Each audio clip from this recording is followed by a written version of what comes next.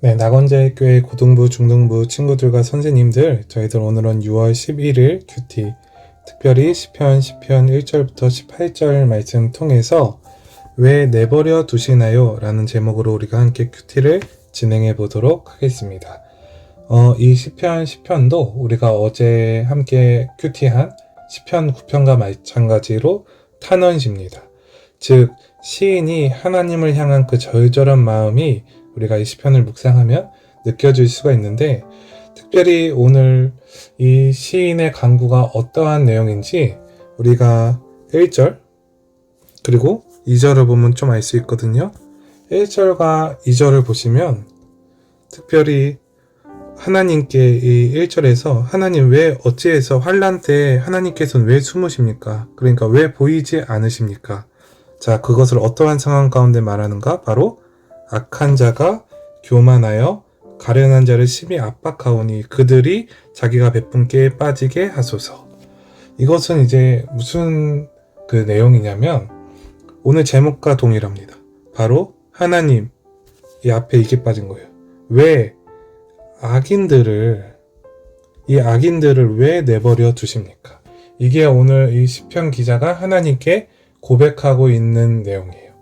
특별히 그래서 오늘 시의 전반부를 보시면 시편 1편부터 11절까지 악인의 실태를 호소합니다.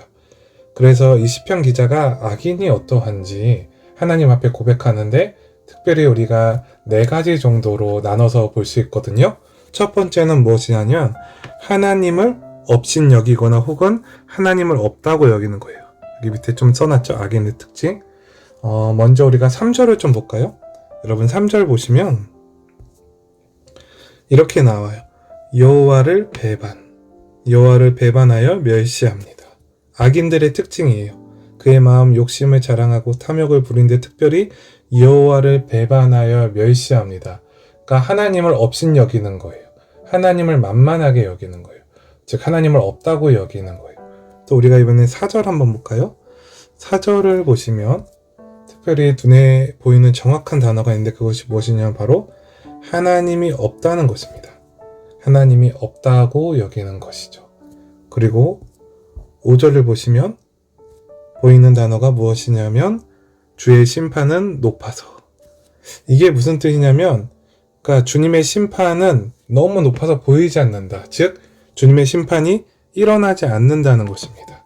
이것을 지금 시적으로 표현을 한 것이죠.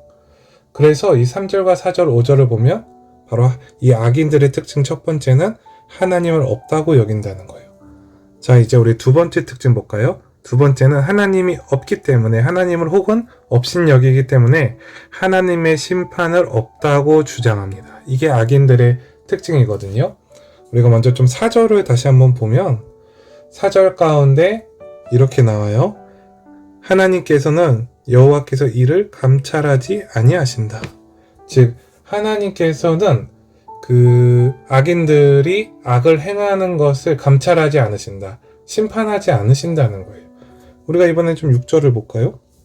6절 보시면 이런 이제 구절이 나오죠.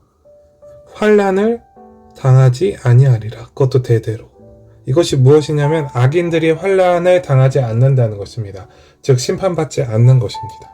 이것이 바로 악인들이 가지고 있는 생각, 특징이라는 거예요.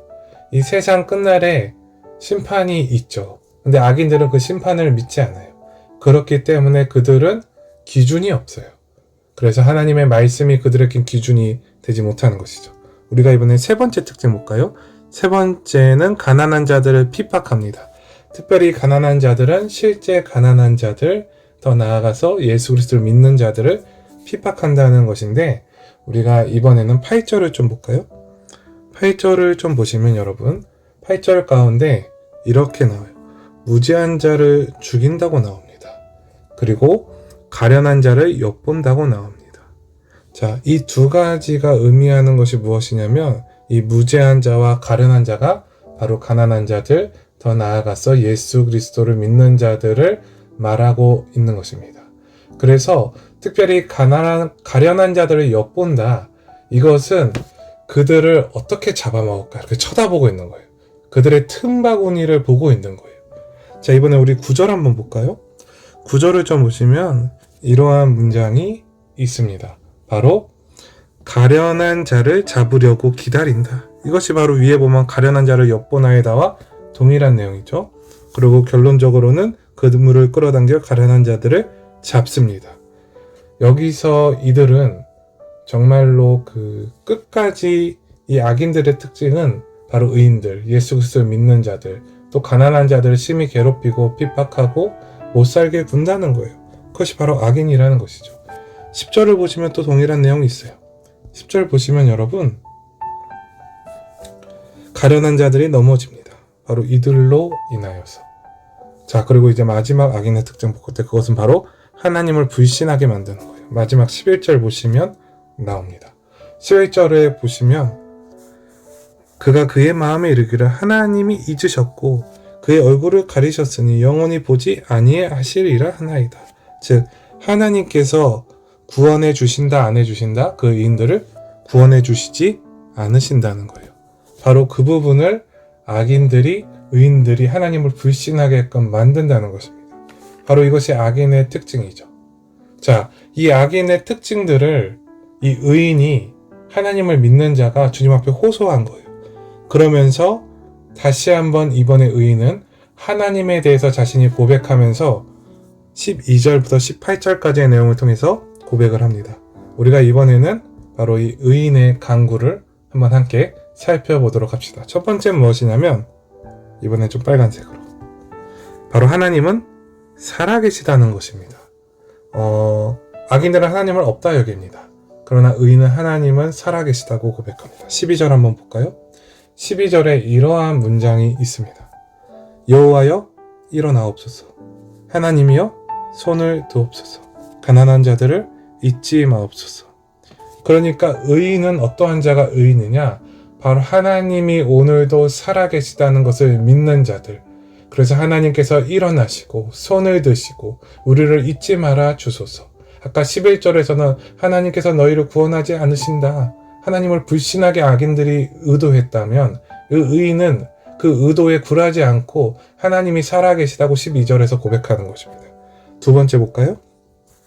하나님은 악인을 심판하십니다. 보시면 아까 악인들은 하나님의 심판은 없다고 고백했죠. 근데 반대로 의인은 하나님의 심판이 있다고 고백하는 것입니다. 한번 15절 볼까요? 여러분 15절 보시면 의인의 간구가 절절합니다. 악인의 팔을 꺾으소서. 악한 자의 악을 더 이상 찾아낼 수 없을 때까지 찾으소서. 즉 악인들을 모조리 다 심판하소서. 정말 일명열의 없이 정확하게 전부 다 심판하소서. 이게 바로 이 의인의 간구라는 것입니다. 16절도 한번 볼까요?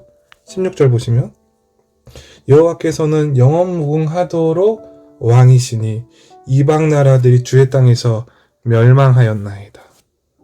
여기서 말하는 이방 나라는 여호와 하나님을 바로 업신여기는 악한 이방 나라들이죠. 여러분, 하나님께서는 끝까지 심판하시는 분이라는 것을 비록 지금 현재 악인들이 이 여호와를 믿는 자들을 비웃고 비방하고 조롱하지만 이 하나님을 믿는 자는 끝까지 하나님께서 악인이 심판하실 것을 믿는 것입니다.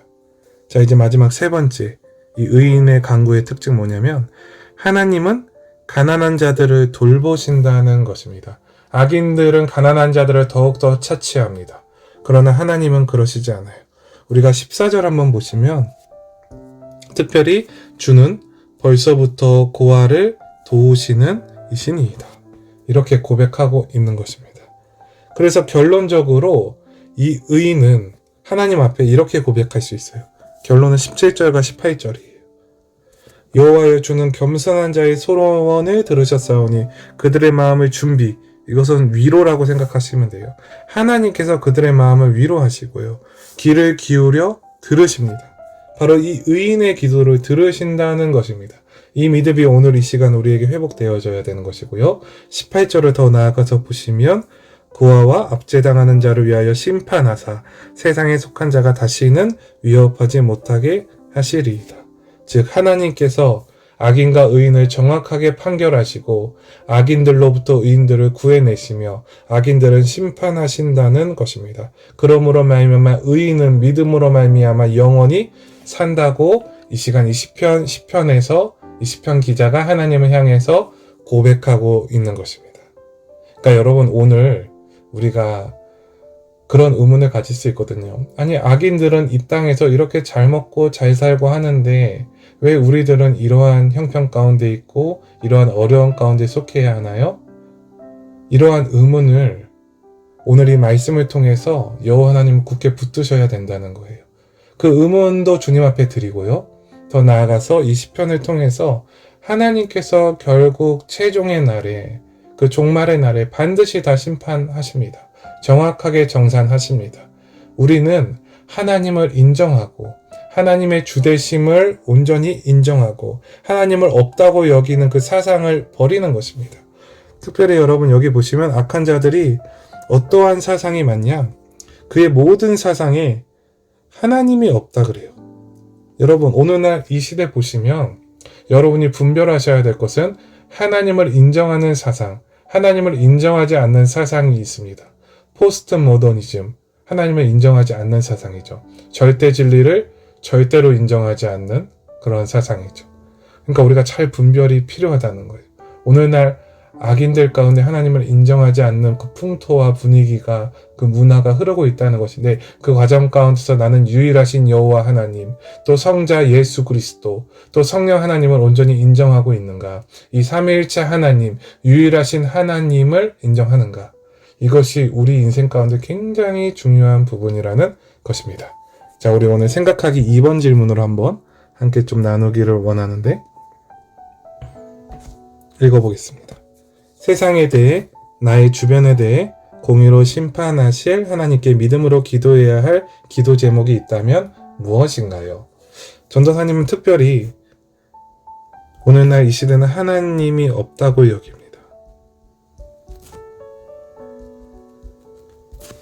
날로 악해지죠. 가장 대표적인 것 중 하나가 동성애죠.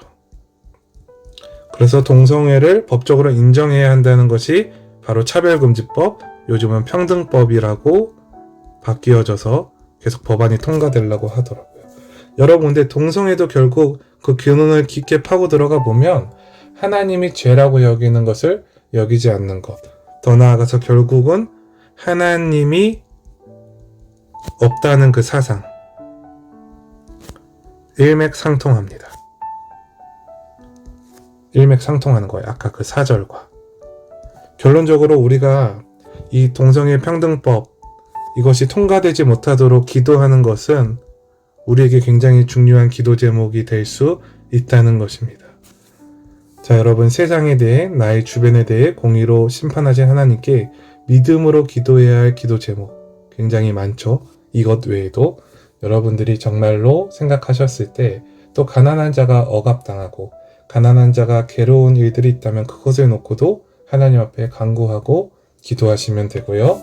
더 나아가서 이 동성애와 관련된 법안이 절대 통과되지 못하도록, 동성애는 하나님께서 악한 죄로 보십니다. 동성애 외에도 많은 죄악들이 있죠. 근데 동성애와 그런 다른 죄악들의 가장 큰 차이가 무엇이냐면, 동성애는 죄를 죄로 여기지 않는 이 작업이 들어간 것입니다. 다른 죄악들은 우리가 죄로 여기거든요. 그러니까 죄를 지어도 돌이킬 수 있는 찬스가 있다는 거예요. 왜요? 그 죄를 죄로 인정하기 때문에. 반대로 동성애는 죄를 죄로 여기지 않으면 어떻게 돼요? 돌이킬 찬스가 사라지는 것입니다. 우리가 정말로 동성애자분들을 사랑한다면 이 법안 절대 통과되지 못하도록 기도해야 하는 것입니다. 오늘 하루 이 공의의 하나님, 반드시 이 세상 끝날 이 세상의 악인과 의인들을 심판하실 하나님을 굳게 믿으며 오늘 하루 의인으로 하나님을 인정하며 살아가는 우리 낙원제일교회 고등부 중등부 우리 친구들 선생님들 되기를 주님의 이름으로 소망하겠습니다. 기도하겠습니다. 사랑이 많으신 하나님 아버지, 저희들 이 세상에서 악인들을 보고 또 악인들이 잘되는 모습을 보며 하나님 앞에 하나님을 불신하는 그 모든 저희 안의 마음들이 이 시간 제거되게 하시고 반드시 세상 끝날 악인들을 심판하실 하나님, 그러므로 말미암아 의인들을 건지실 하나님을 저희들 기대하고 소망하고 바라봅니다. 저희들 예수님을 믿음으로 그 믿음이 굳건하여질 수 있도록 은혜를 허락하여 주시옵소서. 감사합니다. 사랑합니다. 예수님의 이름으로 기도합니다. 아멘.